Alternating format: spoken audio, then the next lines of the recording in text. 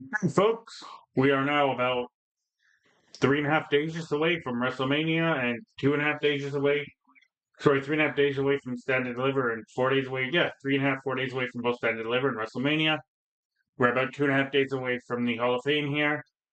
Um, we're going to be talking about what happened on NXT today. Very good show with filling up the rest of the card and a few little cherries that were left on top with who knows what's going to happen. And we're going to be doing a massive prediction show the next 2 days for both NXT, Stand and Deliver, and WrestleMania. Unfortunately, Colin's under the weather. He will not be joining us for the prediction show, but he will be making his return at WrestleMania Night 1. And I may have another guest with me as well for that. But let's get right into it. NXT kicked off with the Fatal 4-Way match for the number one contender to Ricky Starks' North American title. There's a lot of backstory between three of the people in this match. There's Ricky Starks, Eddie Thorpe, have some history. Ricky Saint, sorry. But the two people have actual history with Eddie King. With Ricky Saints is Lexus King and Ethan Page. If you guys aren't live under a rock, you know they all three came from AEW, and you know they're all three Cody Rhodes guys. So there's that, and they're playing out that backstory a little bit because it was Eddie Thorpe, um, King, Ethan Page, and Wes Lee. And the winner of that match for becoming the number one contender and Ricky Saints' first title defense at Stand and Deliver is going to be none other than Ethan Page. Great match to kick off the show. Nice little teases here and there. At one point, Ethan Page even threw Eddie Thorpe into Ricky Saints and got kicked out of ringside, so he couldn't do anything to interfere in the match or rely on distracting any of the guys in the match.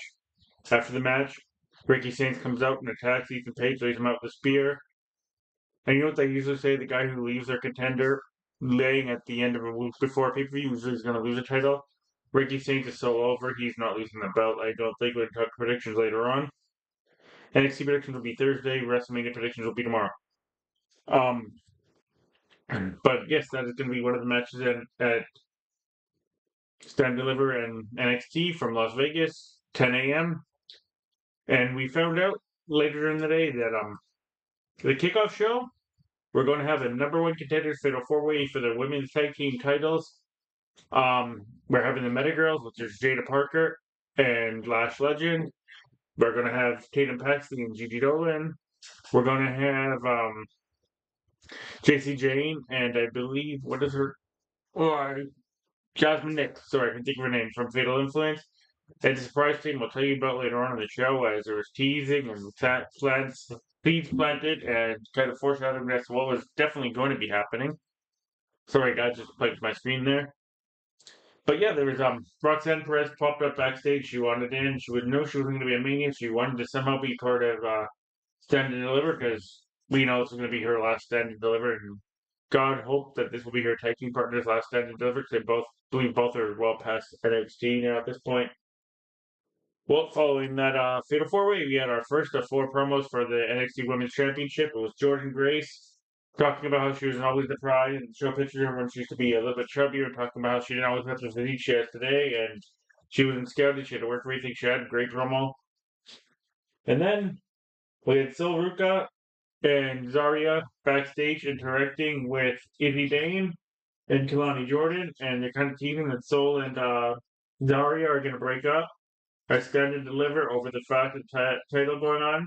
We actually had a few surprises on this NXT. And this, I don't think is going to happen.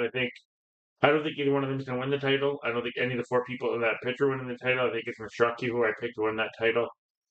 Um, well, one person might, but also congratulations to Solruka. She did beat, unfortunately, Candice LeRae, and that is now the second ever WWE Speed Women's Champion. Everyone, like I said, unfortunately, because everyone knows how much I love Candice. I've loved Candice for God almost 2 decades now, and I'll always love Candice. That girl is so very, very, very good, and has still yet to get the flowers she deserves from most of the mainstream wrestling fans who just know her from WWE and have never actually seen her PWG runs and her wrestling in Japan runs and her Shimmer run and her Shine runs and many other things like that. Just go back and YouTube and type in Candice LeRae. And I'm not the biggest fan of intergender wrestling, but you should watch her matches with Johnny Gargano. Absolutely incredible. She has a great tag team run with the cutest tag team in the world, which is her and a piece of shit known as Joey Ryan. She even has a sick match. She has the Young Bucks where she is a bloody mess and gets double super kicked in the face with thumbtacks. And probably has this out to the greatest lung blower of all time if you guys have not seen that clip yet. And just overall probably one of the most talented women you'll ever see in wrestling who just doesn't get the love she deserves. Um, so yes, the reason why Tatum is going to be in that Fatal 4-Way for the Tag Team Championships, she had a qualifier for the North American Championship, and her opponent was going to be Lola Vice, so the writing was kind of on the wall. Lola gets dominated most of the match. She even has her arm worked over. Lola stuff to learn how to sell a little bit more because she didn't really sell her arm all that well. But good match by both. Lola eventually wins with that knockout punch. So Lola's going to be in the ladder match. And then we have Julie promo, which I really enjoyed because it was half Japanese, half English, and it was just kind of described Julie in a nutshell. It was brilliant. Then we had Trick William. We had Kid teasing that Dark State and the family were going to show up backstage. And there's just random people just showing up in cars. And Trick Williams was the first of the three main eventers to show up. At first, I said he showed up late, but then I realized the other two guys weren't there yet, so he didn't really show up all that late. Um, yeah, like I said, we have that triple threat announcement from the Rock's daughter Ava. They don't call her Ava Rain anymore, just Ava. Then we had an NXT Tag Team Gauntlet, and this might have rivaled the one on SmackDown. And let's talk about that a little bit more. As Hank and Tank are so over right now, it's kind of I think it was kind of predictable they were going to win, but also at the same point, it would have been kind of like that where they give to you when they take it away type of thing, which WWE likes to do. But I think Hank and Tank have deserved the opportunity to go on the run they've been on. And it was pretty much an exact copy of what happened on SmackDown, but wasn't exactly the same because they were thoroughly dominated in a few of their matches, much more than Bailey and Lyra were. And the first team to face Hank and Tank was Tyreek and Tyrell. These two guys are going to be good. They're with Wes Lee. They're still a little bit green, but they're going to be good. I can tell you right now. They are eliminated quickly, and then we get let's go back to my notes. I can't remember those names. Then the Cullen come out. The Cullen absolutely kicked the shit out of Hank and Tank for the majority of the match. There's even a sick spot where they actually smash Hank headfirst onto the announce table. It looks like Hank is done. They're going to move on. A lot of good teasing in that match. There's a lot of good teasing that Hank and Tank are going to lose at several moments in that match, and they eventually beat Hank the Cullen. And then the team I thought would have won this thing, but they kind of WB's kind of given up on them. That's NCQQ, aka North Quarter Catch Crew, or Hate Heights, and man, what the fuck's name? Tavion Heights, and man, I can't remember his tag team partner right now, but it's the deaf dude, partially deaf. I can't remember his name. Unfortunately, I wrote it down. I believe. Give me a second. I'm trying to memorize it because I'm not looking at my notes all that much. Uh, no, I didn't write down. Sorry. Well, the North Dakota Catch Food teases a few times that they're going to win this match. Unfortunately, it doesn't happen. They get cut with a roll up, and then Namora and Briggs come out and they dominate the majority of their match. And it seemed like a rather weird, clunky sort of not finish. But Hank and Tank get the surprise roll up, and Briggs and Namora lose. So we got Hank and Tank versus Axiom and Nathan Fraser. I believe this is going to be Nathan Fraser and Axiom's send off to the main roster. I think there's a few people that are headed to the main roster at this pay per view. But at least four that I can think of off the top of my head. And if they're all in the same brand, if they're all tag teams, or they're all individual singles wrestlers, well, the women may be individuals after this match. But the men, I might think they might keep as a tag, or the women might be tag team. I think the men might go individual. And then we had Tony D'Angelo show, we had the D'Angelo family show up, and Dark State show up. They had an amazing, like cinema type brawl that you guys saw them fight all over the arena. They even had the D'Angelo foot soldiers help out Stacks and Luca Crosafino. who's also been on Evolve for a few weeks now, which I guess he's helping out there too as well. Helping bring the future over to the main roster or the NXT roster. Also, I've tried to watch Evolve a few times. I might keep you guys updated on that, but I just keep forgetting it's on because it's on YouTube. So we will talk about that probably in the future. Maybe after WrestleMania, I'll add that to the show. Yeah, great brawl. There's points where Dark Snake is in trouble. There's points where the family's in trouble, and then there's one really sick spot where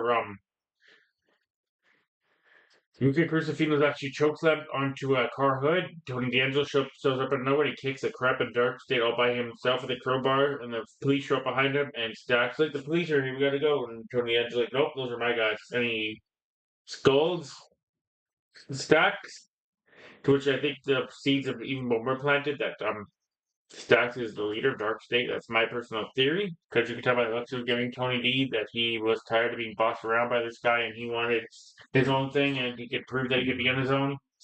And he tried to do this to help out Tony D and it backfired. But I think he's doing the whole thing, sorry guys, to kind of show that he is the guy that is not to be trusted. Tots, what do you think? Man, what do you think? Hey, guys, look who's back. It's Toddy again. Um, Yeah, Toddy's with me on that theory, I think, because she was barking at the stacks while he was with Tony and them. But yeah, we had that. And then we had more teasing with Roxanne saying she was going to be her own tag team partner in the Fatal 4-Way match. And Stevie Turner, whatever you want to call her, said that's not possible. Same with Robert Stone. And let's just say we get the generation of Roxy. Because Roxy and Cora Jade have made up. They are now the fourth tag team. This is a tease that they might turn each other again. Are they going to win this thing? Are they going to be the number one contenders to the titles? Um, I'd love to see the Metagirls again, but they've had their opportunities. Tatum and Gigi are doing things in TNA. The tag team champions are heels, so there's not going to be not going to be JC and Jasmine. I don't think Jasmine's ready for that yet, to be honest. She's had maybe a handful of matches, so there's that. Um, but even fans upstairs, if you guys heard that, they're telling me that Jasmine's not green. See? Um,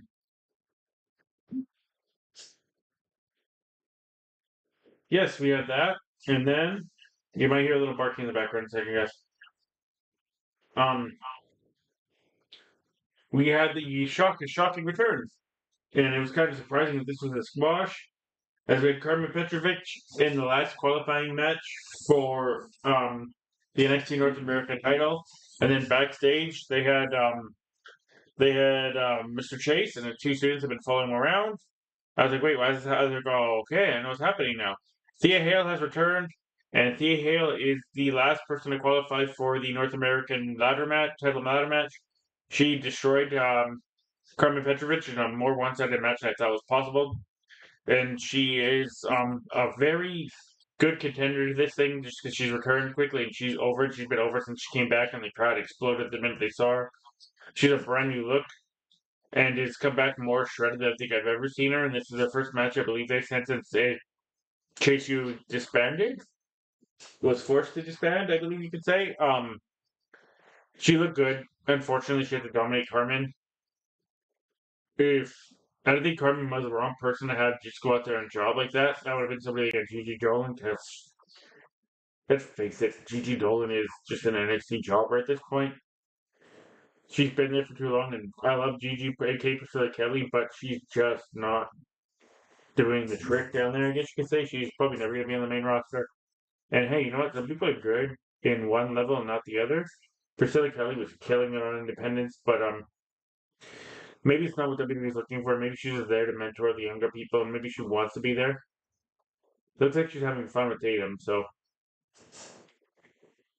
and then we had Hank and Tank having an interview, and there's a bit of a tease that Fraxia may be splintering, and that's why I'm saying if they go to the main roster, they are not going to be a team anymore. But I think Hank and Tanks are going to be having a fun night at Stand and Deliver, and I think this will be a match that people sleep on.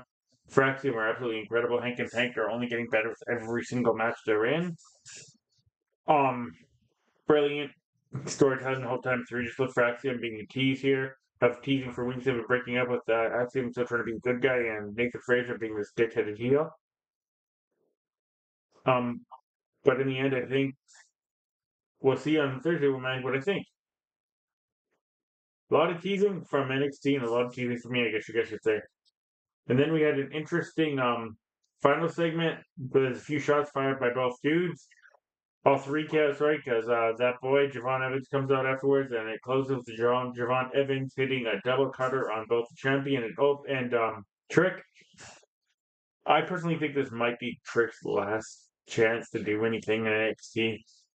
Over's been main roster ready for a while. He's gonna probably be dropping the belt. I think it might be Javon Evans because I think Trick has gone complete heel, and it's just been slowly filtering through the last few months. And once Javon Evans wins the belt, if that's my prediction, we don't know. Might be a spoiler, it might be a prediction. You know, Paul Heyman says, right? Um, I have a theory on this, but I'm gonna sleep on it till Thursday. But overall, it was a very good go home show to stand and deliver. I'm gonna probably give it like a. Sorry, I forgot to give you. If I could give Raw a rating, I should for the go home show. So we're gonna leave it there. But NXT for go home show, I'm gonna give it about an 8.5. It left you thinking and having a lot of seeds planted and wondering what may happen or may not happen on this show on this Saturday morning. Do not miss it. It's probably going to steal the entire weekend, in my personal opinion. I've always been an NXT diehard, ride or die through the weird Vince McMahon color change, the black and gold era to what's going on now. Yes, there's been some people that have just been there and not done much, but overall, it's been an exciting product, and I think it's always been an exciting product. These people every week they bust their week to steal the week, and for the most weeks they do that. I think this weekend is gonna be no different. I think there's gonna be some matches on Mania that may compete with this entire card. But I think Stand and Deliver is a card out of the three cards that's going to happen this weekend. Is going to steal the whole weekend. That's my prediction. That's not a spoiler. It's not a prediction. That's not a news alert. That is my theory. On that note, I'll talk to you guys once again. Like I said, tomorrow we're going to do some predicting, and then we're going to do some predicting on Thursday. All right, guys. Talk to you later. Bye.